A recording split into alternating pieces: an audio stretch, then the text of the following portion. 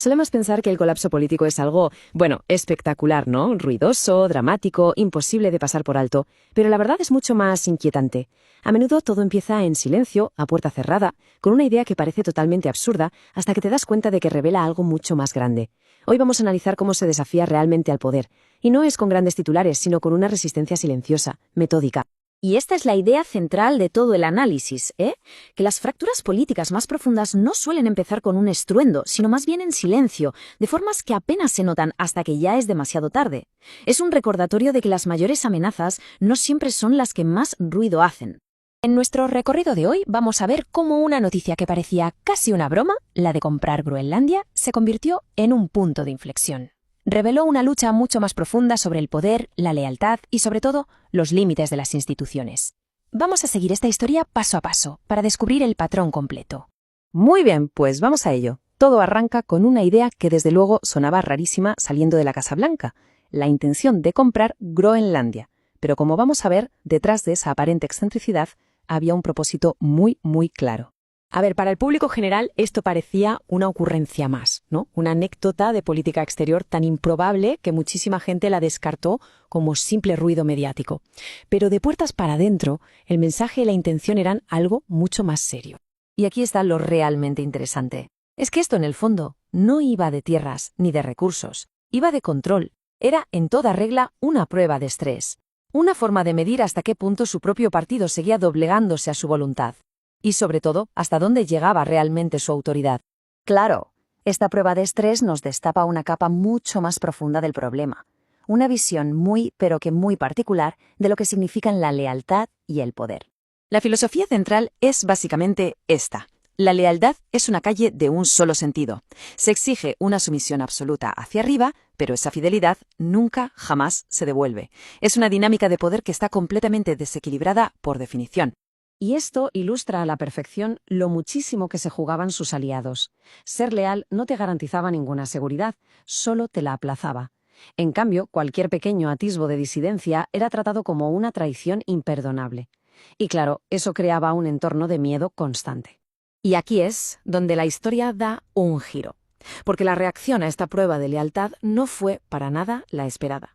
No hubo gritos ni grandes titulares. Hubo algo mucho más silencioso, basado en las reglas del propio sistema, y que al final resultaba mucho más amenazante para este tipo de poder.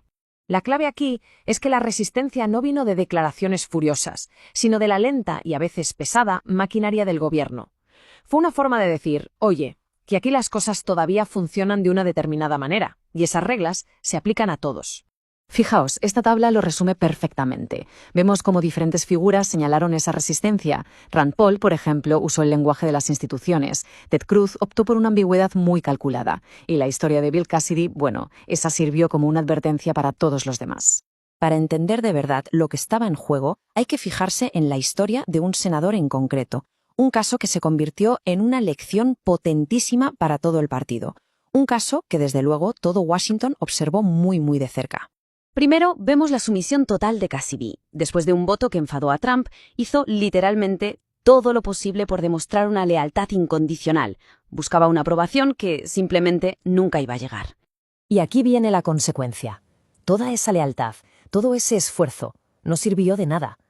En el preciso momento en que ya no era necesario, su carrera política fue finiquitada sin dudarlo ni un segundo.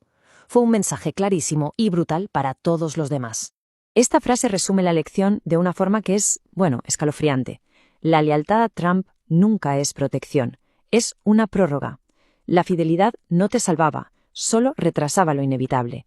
Y esta idea, esta comprensión, empezó a cambiar los cálculos de todos.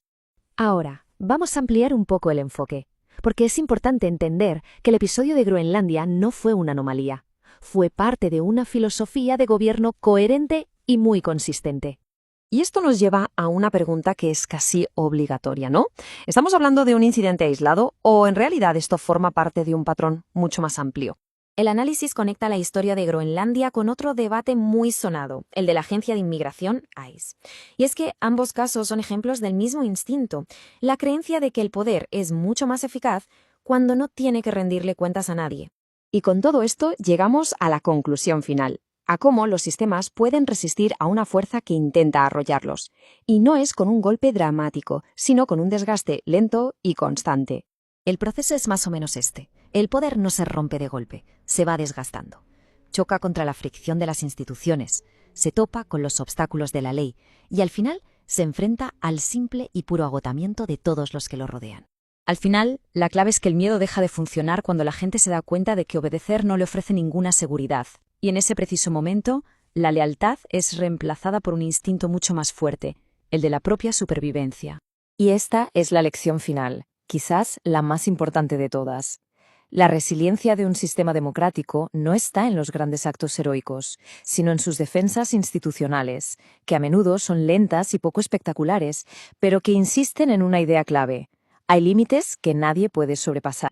Y terminamos con esta reflexión final. Esta historia no trata solo sobre el pasado, Es un manual sobre cómo funciona el poder y cómo se le resiste. Y nos deja con la gran pregunta de si hemos aprendido a leer las señales para el futuro.